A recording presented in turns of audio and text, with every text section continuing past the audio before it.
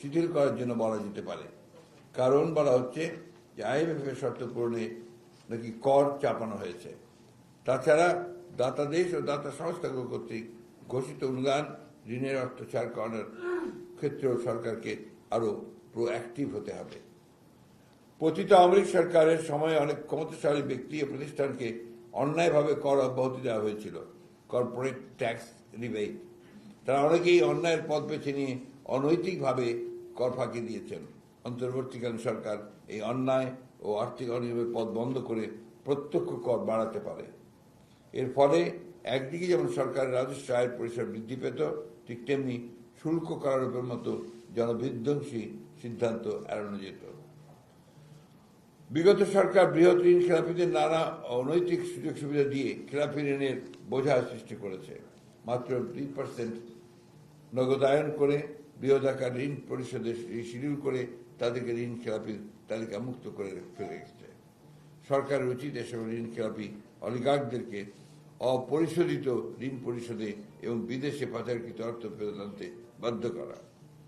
বর্তমানে ভ্যাট ও রাজস্ব প্রশাসনে পতিত সরকারের দোষরা এখনো বহাল তবিয়তে অবস্থান করছে।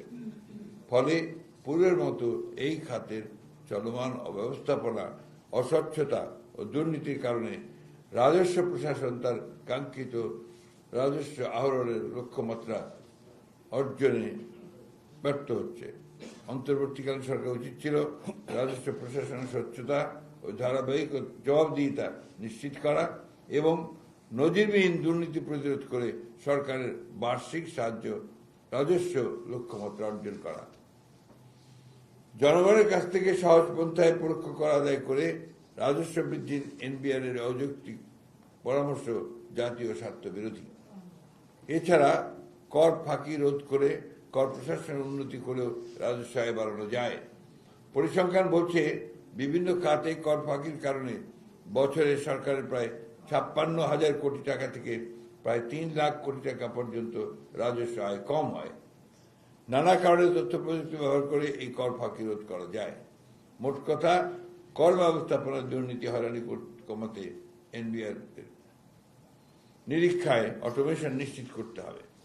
NBR এর বর্তমান কাঠামো অক্ষুণ্ণ রেখে সরকারের অভ্যন্তরীণ রাজস্ব বৃদ্ধি সম্ভব নয়।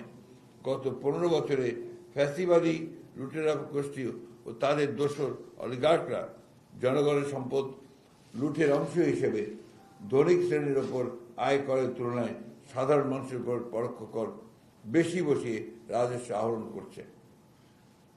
ছাগল কাণ্ডের দুর্নীতি